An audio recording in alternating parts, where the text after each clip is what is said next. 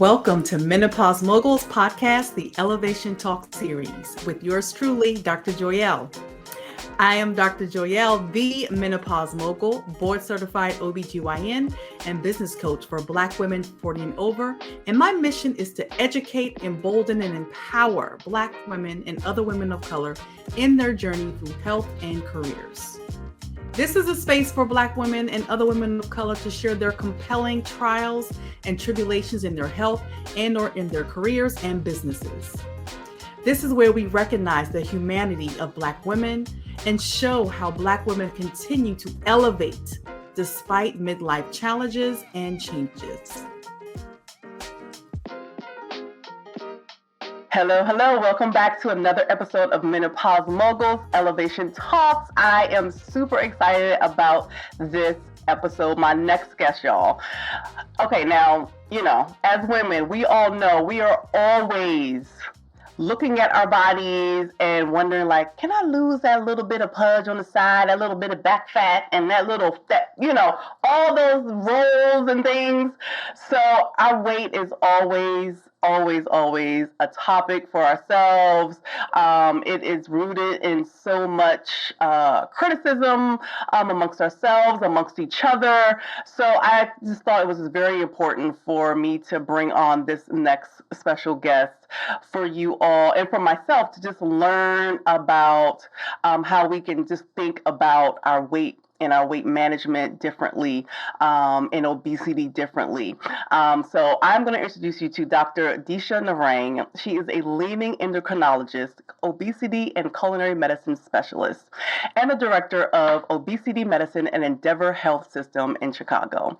She graduated with her medical degree from Vanderbilt University School of Medicine and completed her residency and endocrinology fellowship at the University of Chicago. She's extremely passionate about combating our epidemic of obesity and diabetes through targeting our food environments. This starts with educating and empowering our patients and communities to prevent long-term metabolic disease. Dr. Narang especially loves working with women at all stages of their lives, in addition to families navigating obesity and chronic disease. She's a co-founder of the Meet Ayla community to address metabolic health in women at all stages of their lives. She's been featured in several national and global media outlets, including the BBC, CNN, Wall Street Journal, and NPR, speaking on the obesity epidemic, diabetes, chronic medical weight management, and our food environment. Please welcome to the stage, Dr. Disha Narang. Hello. Thank you for having me. You are so welcome. I'm so excited about having you. We have lots to talk about, right? Lots to talk about. So much. But before we just dive into it, I'm curious, how did you choose endocrinology and then obesity medicine? Like, what kind of swayed you into going into that field? Yeah, I actually really liked a lot of different specialties. I looked into OB-GYN initially, and so I think I always had this interest in women's health. And I know that was your career. And I realized I was not a proceduralist. I was not going to be in the OR. And so that's what kind of led me into like the hormone space. And I love the continuity actually. And I did, a lot of research in diabetes in college and beyond. And that sort of expanded now into culinary medicine and obesity medicine. But looking back, I was overweight as a kid. And so much of my own life has contributed to what I want to do for patient care now. Because we know so much now versus what we did before. And, right. And I get what women go through. I've been through this. I'm a mom, like all the ups and downs of all these like crazy phases of our lives. I love working with women and families to prevent chronic disease. And the other thing I'm on a mission to do is to make chronic disease sexy, because nobody wants to go to the doctor and nobody thinks about their long-term health. So when we're 22, no one's thinking about, what's my health going to be at like 52? Right. But we got to start thinking about that. And that's where, talking about chronic disease early is so, so important. Yeah, I love that. Making it sexy. And you're right. Like we don't, when we're in our 20s, we have no thoughts about No. what we're going to look like, what we're going to feel like when we're in our 40s, 50s, and 60s. So, if we thought about that, we would probably make different choices as far Absolutely. as, what we're eating, how much we're exercising, and just looking at our weight in general. So I want to ask you, in the intro, I talked about how you want to empower people about food environment. Yeah. So Yeah. talk a little about what that means. Yeah, so I have a license in culinary medicine, and so much of that involves being able to empower someone with the tools they need to create an environment of food to promote long-term chronic health. And so, what I've noticed is that, especially in the diabetes and obesity realm, people often come in, and this can be literally anyone from any walk of life. You might have limited resources to all the resources in the world, but the number one question is, how do I eat and what do I eat, right? And how do I put it together? Right. And so much of what I do is undoing a lot of like vicious cycles from people's childhoods and the way that they ate, or the kind of relationship they've had there with their food, for all these decades. And so I feel like I undo a lot of stuff, right? Right. Right. And negative relationships with food. But also, I think it's really important to talk about, how am I going to navigate through that grocery store? How am I going to use these various ingredients to, create a really healthy and delicious meal so that I can promote better health long term? Because I think people are really intimidated by the grocery store. It's like, what do I do with all these veggies? What do Right. how do I put all these spices together? What do I, all this stuff. And it doesn't have to be hard. And so one of the things I always say is that healthy food doesn't have to be bland or boring. And it's amazing, like, what a world of food awaits people once they just sort of get out of their own heads. And I have this funny story. There was a patient that I had, I think last year, that I was seeing for weight management. And, I kept talking with her about like how to start incorporating various foods, to promote like long-term weight management. And she's like, Dr. Narang, you'd be so proud of me. I've been eating boiled zucchini every night. I was like, why would you do that to me? Why? And I thought it was so sweet because she's really making an effort, but yeah.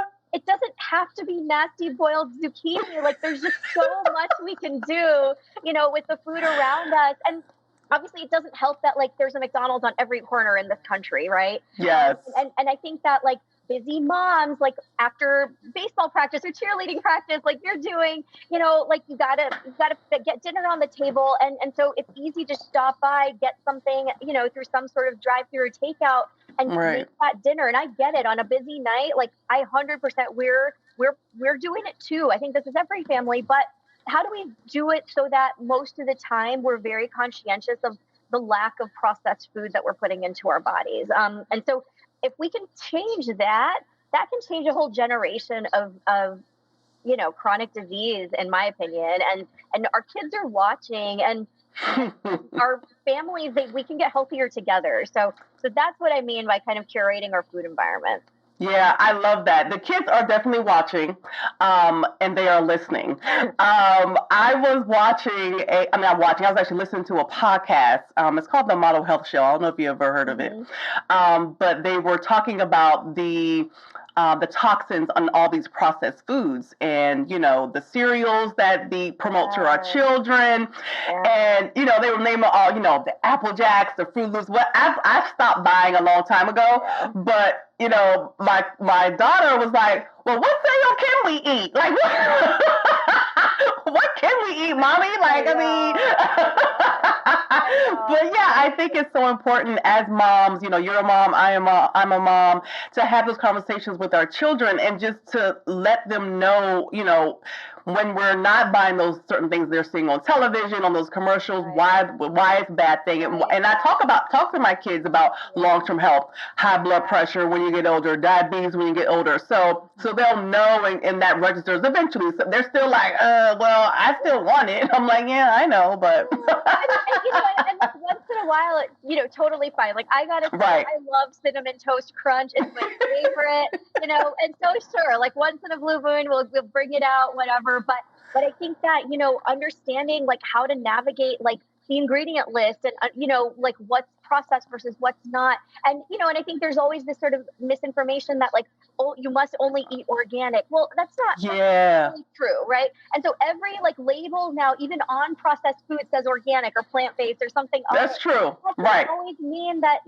that's necessarily healthy, or like you don't have to eat organic veggies and fruits in order to like stay healthy. So I think there's so much misinformation even around that, and it's confusing. And there's, you go on social media, like you see that as well. There's like everybody like shouting from their platforms, and it's different information from every right. person.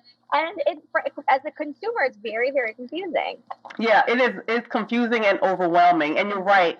A lot of people, think like, if I want to eat healthy, it has to be organic. But then it's organic. That means it's more expensive. So now I'm like, spending all my money on this organic food to try to be healthy, and I'm going broke, like all these things, right? Yeah, people like who might not have the means think that they can't eat healthy because they can't afford, certain whatever prices of vegetables and things. And that is not true. And so again, I feel like I spend my time undoing like a lot of this misinformation where you can still eat healthy on a budget, and it's completely possible to do that. We just have to figure out how to navigate the store better and not fall for so many labels. Right. Can you name a couple of examples of what people can do, budget wise to, still eat healthy, in that realm?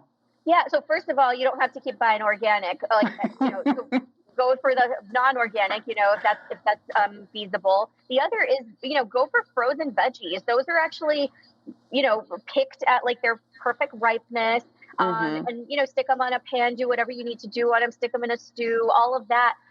But we want to make sure that we're staying away from the canned vegetables, and the reason why is that it's really high in sodium, and there's like, preservatives and things in that. But frozen veggies, completely fine. Obviously fresh veggies are completely fine as well. And then also like start looking at the ingredients in the other aisles as well. And, there's always that thing like shop the perimeter, the grocery store, because that's where kind of the fresher foods are. So again, like stuff in boxes, stuff in cans, always take a second look to make sure that, hey, like, am I eating something that has really high in carbs or sodium or like, saturated fat or, whatever that might be. And so, start having a keen eye around that stuff, and like how much fiber something has versus doesn't have. Like my new thing is like really paying attention to what ingredients are put into bread.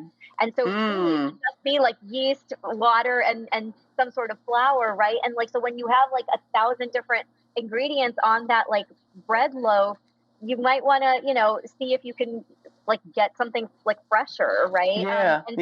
So that's something that, like, and then what grains and things like that. So again, this is not something an overnight thing, but sometimes I'll say like, if you're eating out 7 nights a week, can we start to eat in 2 or 3 times a week? Is that a feasible thing? And for most people, they're like, yeah, I think I can do that. And so again, we don't have to become a new person tomorrow, but it's just about starting to incorporate certain things, and into your routine where you can still feel satisfied and not deprived, but also say, okay, hey, I am eating healthier now. So right. I like that, we don't have to deprive ourselves, because I think that's another thing that a lot of us think that, when we're eating healthy, we have to stop eating. Okay, I'll speak for myself.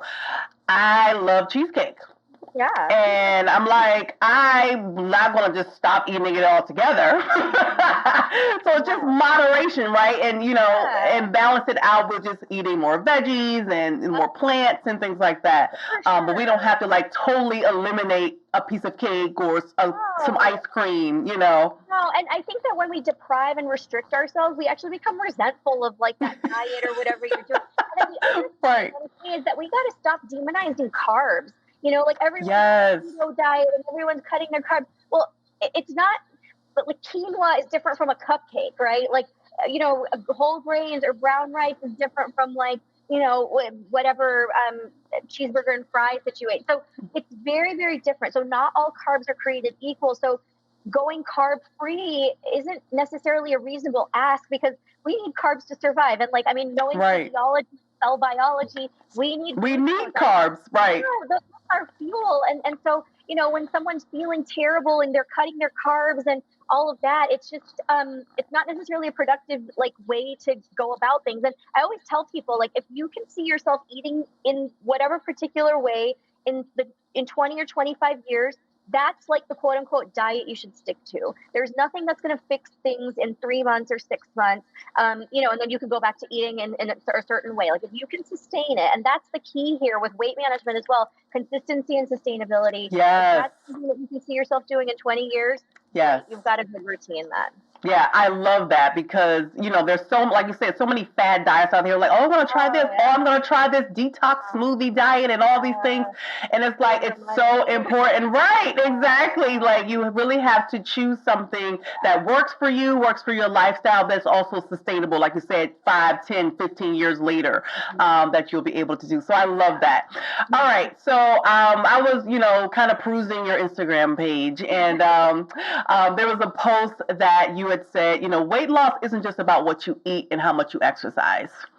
Yeah. Your brain also plays a crucial role in this. Yeah. Can you talk a little bit about what you meant by that? Yeah. So I often tell people that the brain is the most significant organ that modulates weight gain and weight loss. And so basically weight gain and weight loss is a neurohormonal phenomenon, right? So we have hormones that talk to our brain and talk to our gut and our appetite center in our brain. And that's what really decides whether you're hungry or not.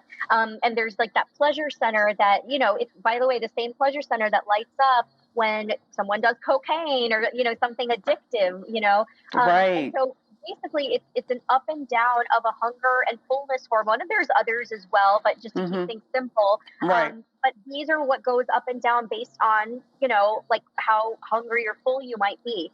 And what makes something more intense or less intense is your genetics and your environment. And so for someone who, for example, has a lot of difficulty with weight loss, well, their hunger hormone may be at higher levels than others, for example, and their fullness hormone may be at lower levels, and that's called leptin, and the hunger hormone is called ghrelin. And so this is exactly where we need to sort of step away from oh, it was your fault that you ate too many cupcakes or cheeseburgers, and that's why you're at a certain weight. And I think, especially as women, because so much of everything we do is about our numbers. How old we are, yes, how much we weigh, how, all these things. It's we're just obsessed with these numbers.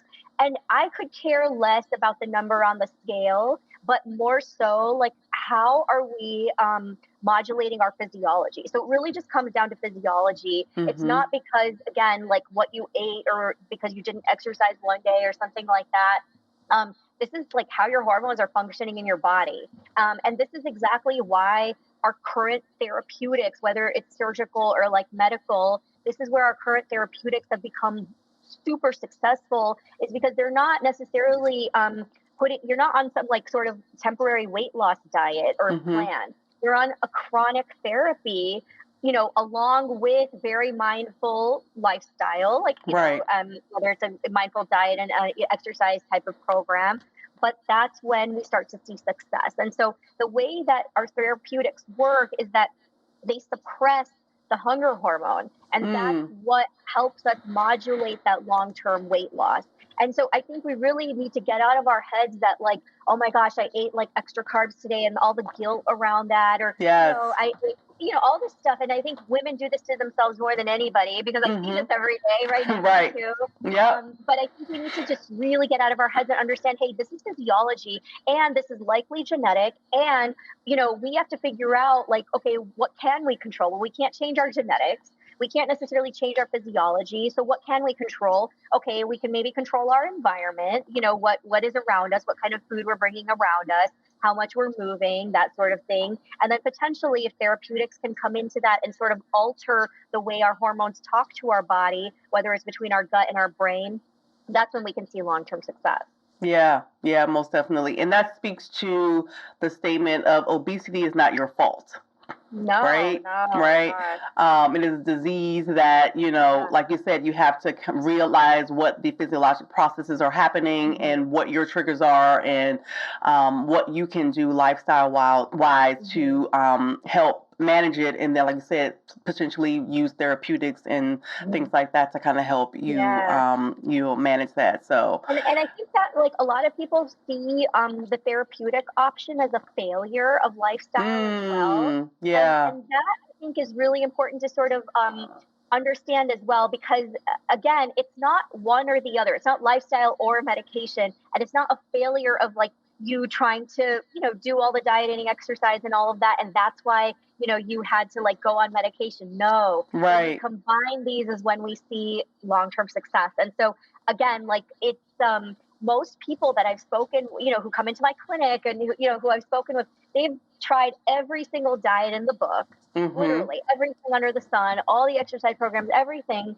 And especially as we get into perimenopause and menopause, that level of effort sometimes is, prohibitive. We're not, it right, doesn't move the needle. And that's just, again, this is physiology. And so even like in the person who's doing all the things in the world, lifestyle, i.e., diet and exercise, mm-hmm, might lead to at best about 6% weight loss. When we're mm, looking at our therapeutics, we're looking at 20+% weight loss, with surgeries, obviously, even more. But it just depends sort of the degree of weight loss someone needs. But again, like lifestyle only goes so far. And the reason why is that let's say you put yourself on the most restrictive, whatever, keto diet in the world, you're eating, 800 calories a day, which also is not good for your health anyway. But you've lost 40 pounds, all of that. And then all of a sudden, you start regaining that weight. Again, mm-hmm, this is not because that you decide to eat more cheeseburgers, that ghrelin levels going up. And mm. this is what leads to that yo-yo over time, right? Right, We lose right. that weight, and then our physiology, our hormones go back up, and so you regain it. Then you do it again, and so our body lives at this level of homeostasis. And when you've lost the 40 or 50 pounds, it's not comfortable anymore. It needs to go back up to its comfortable spot again. Yeah, yeah, yeah. Let's go a little bit deeper when we talk about perimenopausal, menopausal women Mhm. in regards to what's happening. As they're losing estrogen, we're Yeah, losing also muscle mass, and then our fatty distribution yeah, changes, and it really shifts a lot to our midsection. And there's also insulin resistance happening, right? absolutely. So, and so can you talk a little bit about what that insulin resistance, what that actually does, and how that makes it harder for us to lose, that weight and that extra, Yeah. fat in the middle. Yeah, so because our fat stores increase in amount, like through perimenopause and menopause, and especially Mm-hmm. like you said into the midsection, with that increase in fat stores, that's where insulin resistance starts to happen in the first place. And then let's just Mm, talk about insulin resistance in the first place. What that means is that your body is not necessarily accepting the insulin that you make, and which over time, if that goes unchecked or uncontrolled, that may lead to prediabetes or diabetes. right. And so, perimenopause and menopause in and of itself is an insulin resistant process. Even think about for especially younger people, PCOS, polycystic ovarian syndrome, is a disease of insulin resistance as well. I feel like there's a lot Right. of parallels between PCOS and like perimenopause, menopause. Yeah. Right. Um, but again, like we're kind of fighting that insulin resistance through these sort of stages. And so as we gain that weight or like our fat stores change, our overall blood sugar control, does go up. And so how do we combat that, right? And what happens with that is like our lack of estrogen and increase in testosterone. We have like it's the perfect storm to create Mm-hmm. chronic disease, right? Right. And meanwhile, obviously this is a very important part of it, but people are talking about like the hot flashes and the brain fog and things like that. But what's happening from a metabolic perspective, and that's the Yes. conversation that a lot of people aren't having, right? People are just they're noticing that weight gain, but what's behind that? And that's all hormonal, right? Um, Right. and so what's going to reverse that? And so again, I think most women do this because they're educating themselves on this, and they want to be, their best health advocates. So people are cutting back on their caloric intake, they're increasing their exercise, and that's awesome. Like, that's exactly what you should do. But the one thing that people really should focus on is resistance exercise, and that's what's going to help to reduce sort of that excess belly fat. And it might not get rid of it completely, which I get, but we need to sort of change that, like, fat into muscle. And that also helps with insulin resistance over time. And so increasing your muscle mass helps to reverse that process. And obviously, if it's to the point where, like, again, weight loss is extremely difficult with just lifestyle alone, that's when we start to think about therapeutics. And that also can help to change, the way that our body metabolizes certain calories, and then our hunger and that sort of thing. But so much of this is just because our testosterone levels are going up and our estrogen levels are going down, and our body is just not the same anymore, and our fat stores are not the same anymore. Right. Yeah. So let's get into the therapeutics. Let's get into the trend, what's trending, right? Ozempic is trending. I have seen everybody and their mamas on Ozempic, and Oprah did a whole special, which it was a very interesting special. I learned a lot from that too.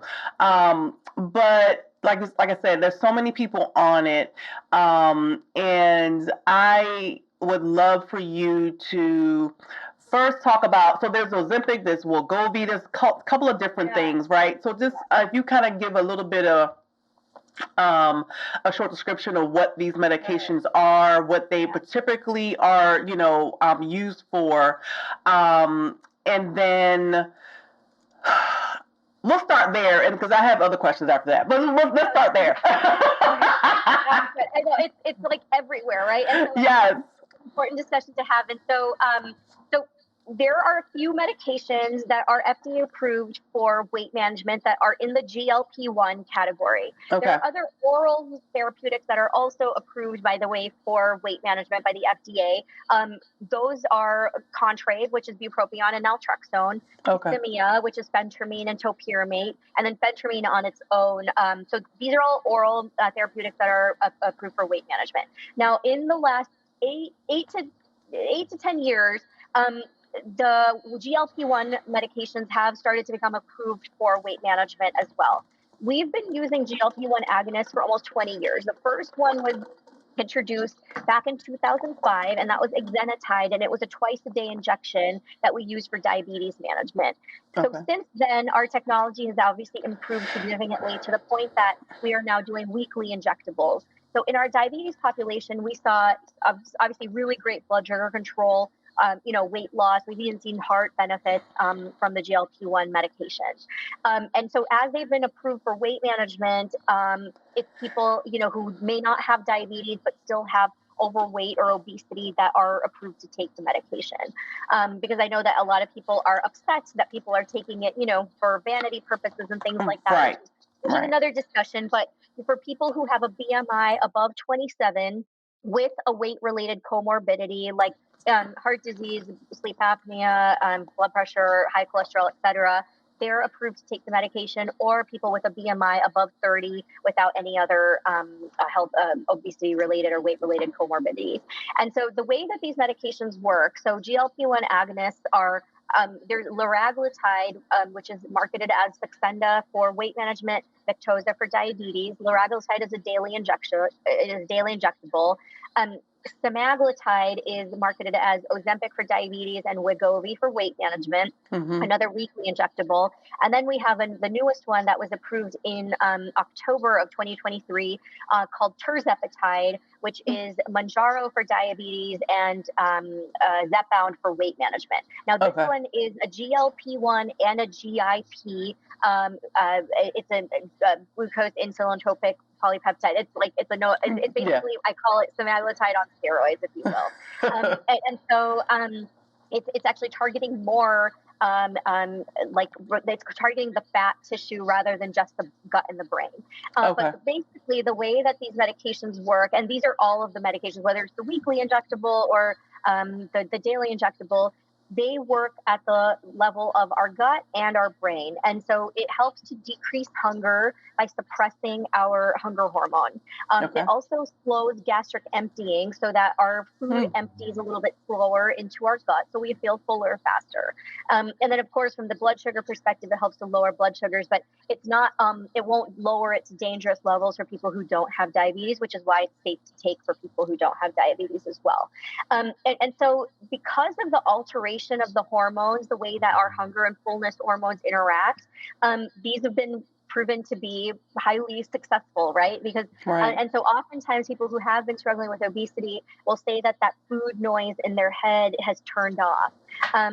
And that's very significant for people who have, issues with increased cravings and things like that. So all of a sudden, when we shut down or suppress that hunger hormone, they're not having something like triggering their brain saying like, oh, I'm hungry, I'm craving such and such, and I need to eat and all of that. And so, of course, because of that, all those cravings and feelings of hunger do go down. And so, again, like people always ask, well, how long do I have to take this? Well, if we think about it again from a physiology perspective, if we take that suppression off of the hunger hormone, well, what goes up is the hunger hormone. And so people may have an increase when we take this off, they would have an increase potentially of their hunger, and which then potentially leads to weight regain.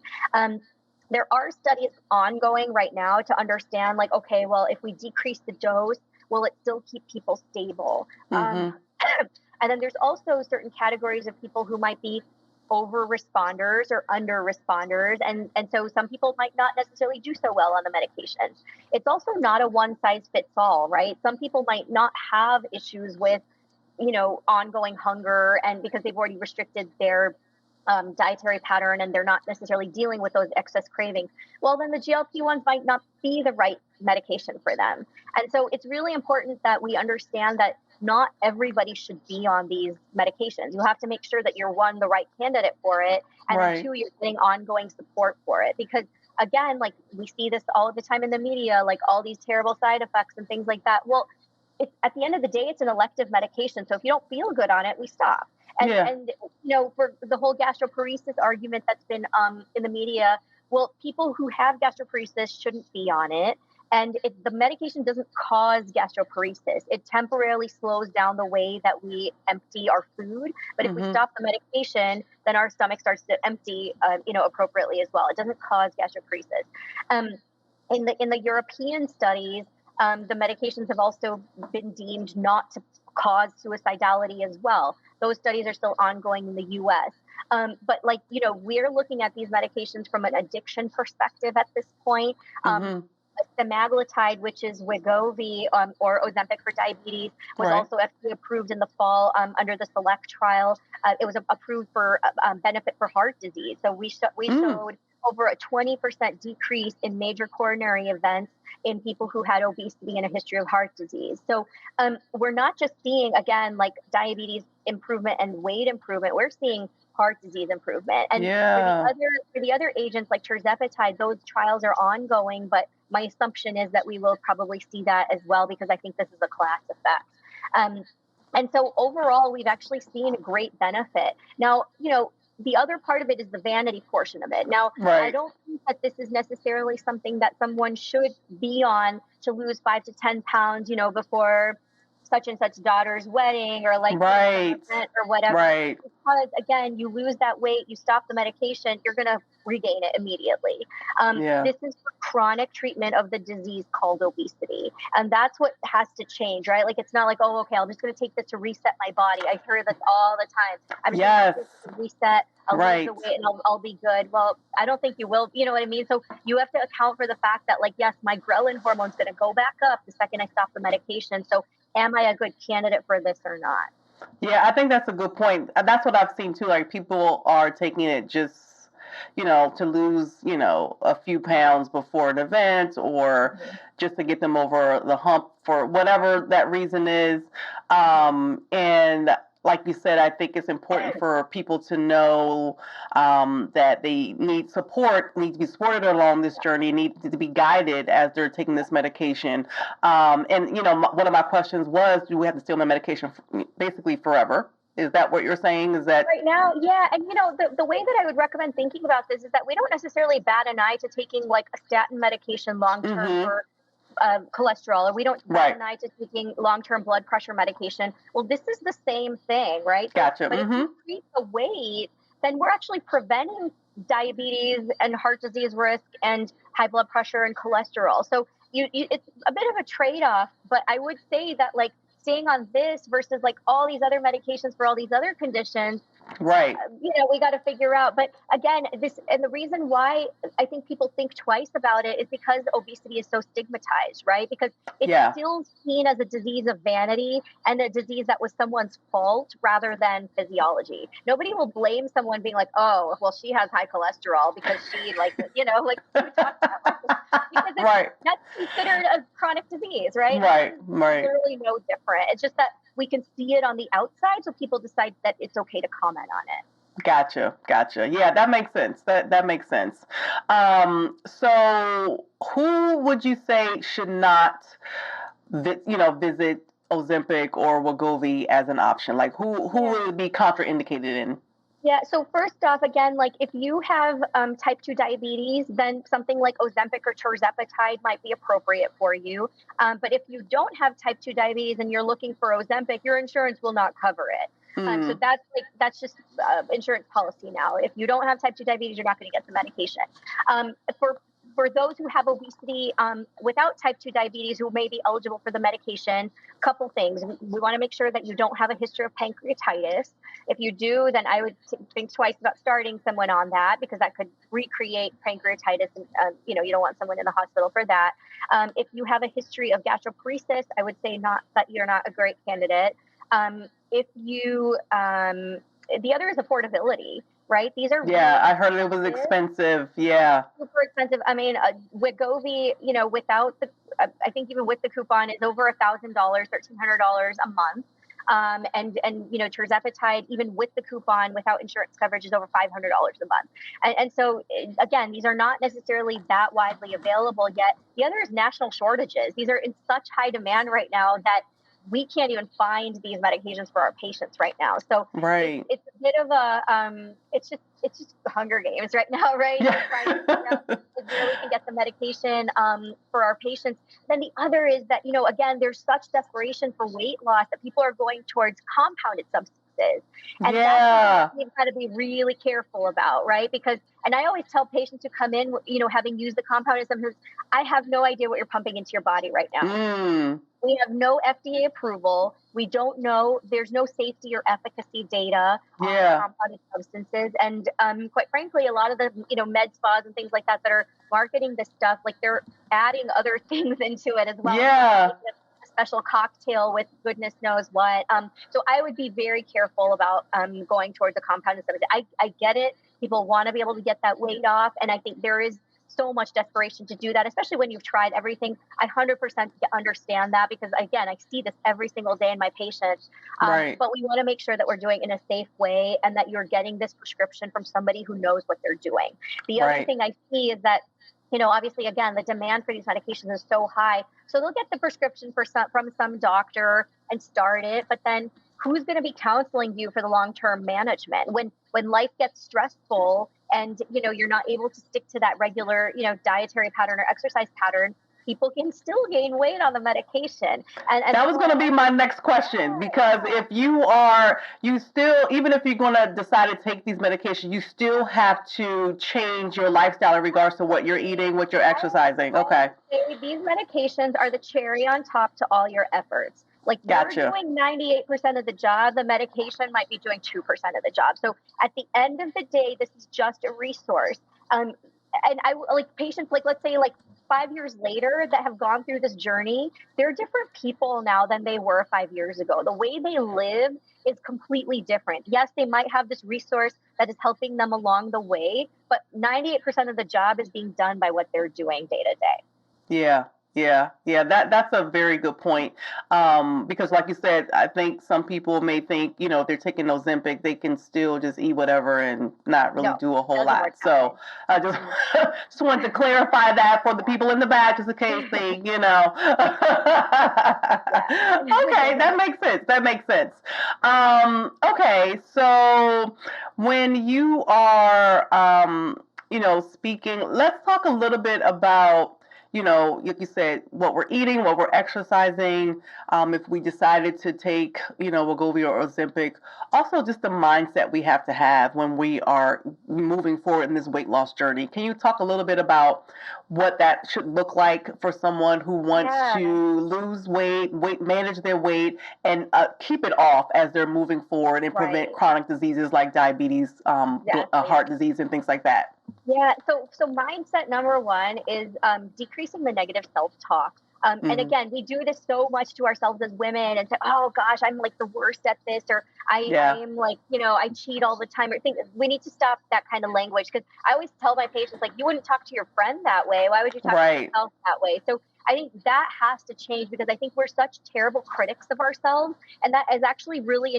like prohibitive in terms of our progress as well. The other is that this is it's a marathon, and so typically, like if we're looking at significant, long-term healthy weight loss, think about maybe a half pound a week, maybe a pound a week, if that, for Hmm. long-term weight management. So this isn't something that, like, oh great, yes, like I'll get this off in 3 months and I'll be back to like my whatever size I want to be and I'm good to go. No, this is a long-term deal. And so it might take you 2 years to get to, the weight that you desire.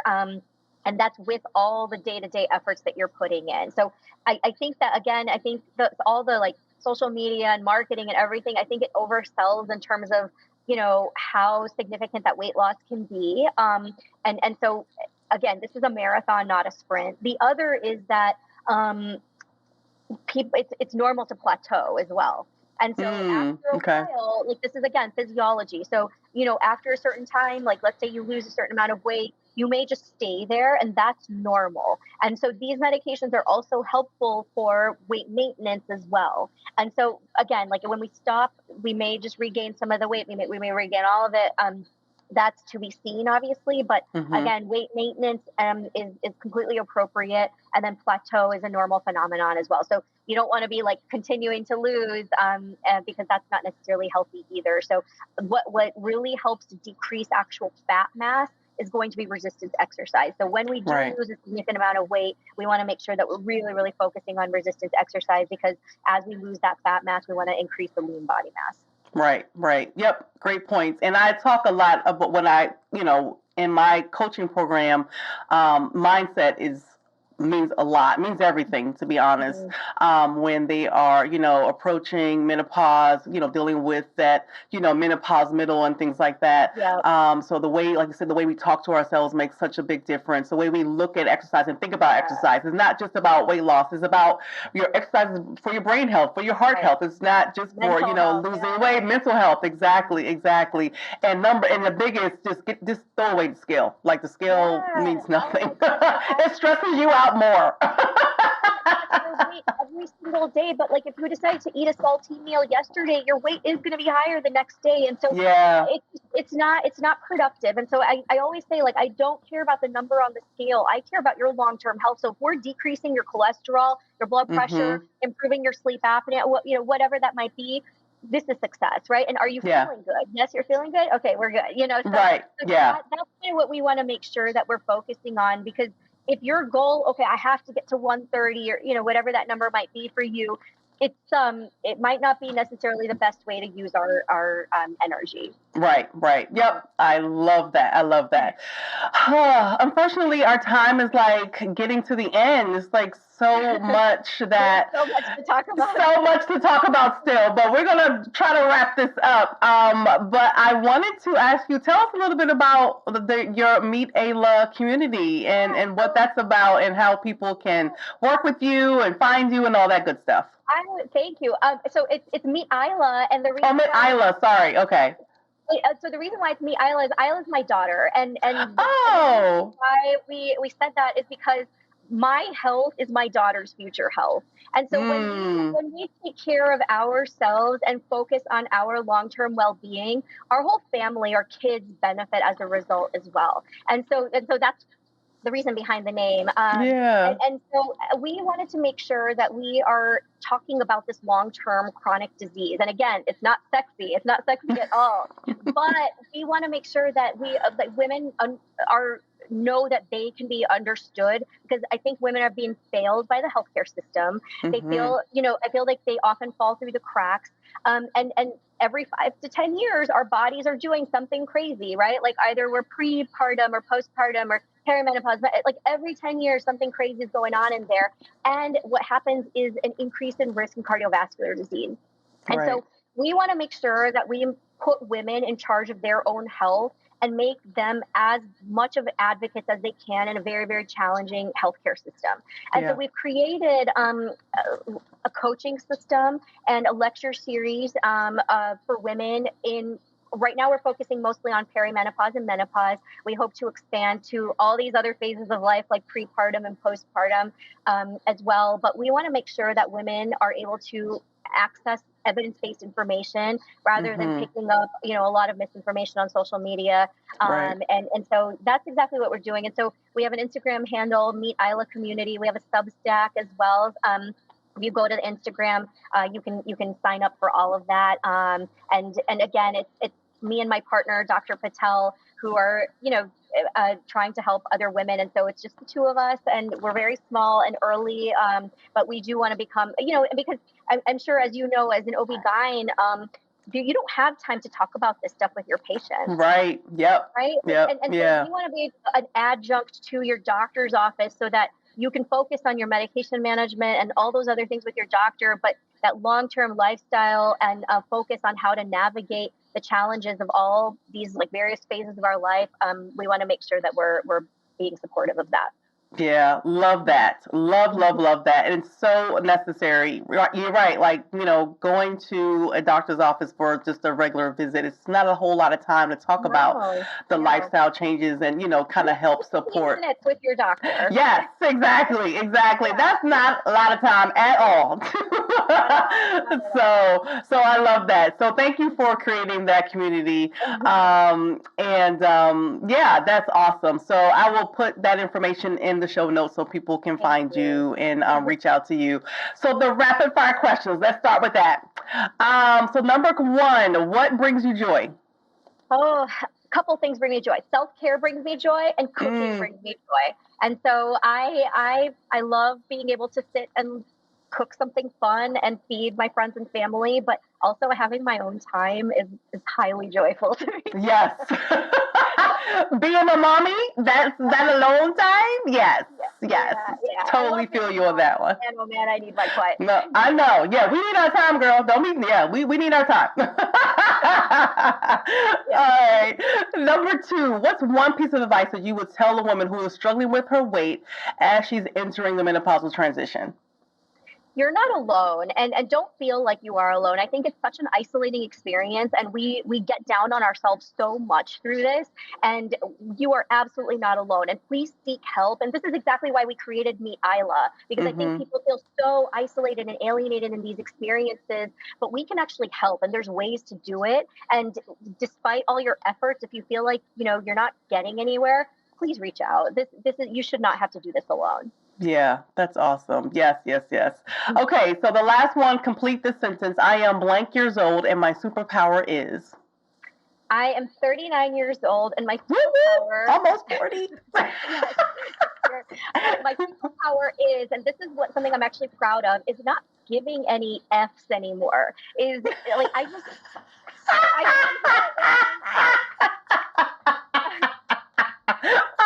that.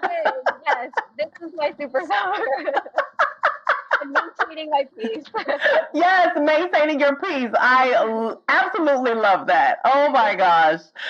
Dr. Disha, thank you so much. I so appreciate you for coming on and sharing all of this knowledge. I certainly learned a lot, and I know the people in the audience have learned a lot. So I appreciate you. We'll definitely see if we can get you back on, because, there's so much. too. Exactly. There's so much around this conversation, when it comes to our bodies and, managing these, managing our weight and things like that. So just thank you and I appreciate you. I am so happy to be here and happy to help again. All right. So we'll see you later. Bye. All right. Bye.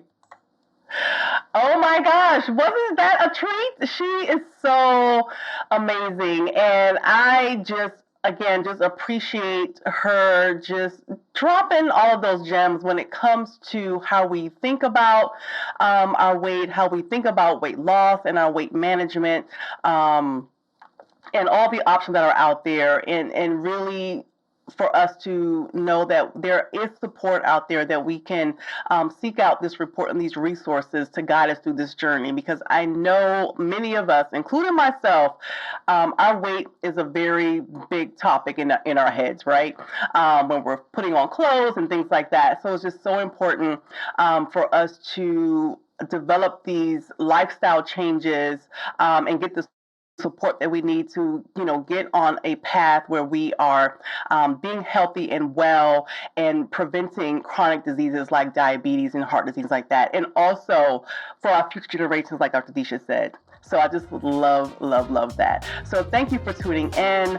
Until next time. And as always, sending love and light to you all. And I'll see y'all next time. Take care.